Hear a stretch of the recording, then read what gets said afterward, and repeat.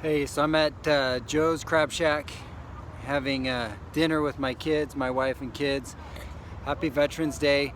I spent a few hours in the office today, and there's a young man who's in the office trying to learn the insurance business, and he's just making phone calls. And I've been teaching him some techniques and some strategies, and I've tried to help him to the best of my ability, but ultimately what it comes down to at this point is just reps. Like, he literally just has to make 200 phone calls, because there's nothing I can teach him that he's gonna know without just doing it. And it was just a great reminder, just a helpful tip today that you can plan and prepare, read books, watch videos, as much as possible, but ultimately you just have to go out there. And every time he got hung up on,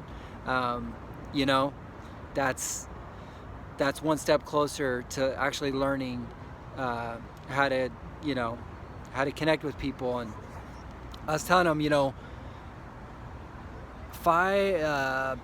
7, 8 years ago, I didn't have anything. I had nothing. And now the agency, the insurance business that I've built, if I were to sell it, it's worth over $1 million. And 7 years ago, I had nothing, just paycheck to paycheck. And the difference was that I was able to make those phone calls and able to deal with rejection over and over and over again, pay the price to learn.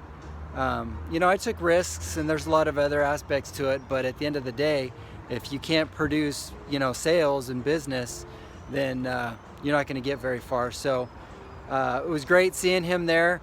He didn't even do a quote today. He got a bunch of rejections, but as he left the office, I was like, man, if he can keep it up, he's one step closer to actually gaining a skill set that he'll have throughout his life. So just remember that, and he's not making any money.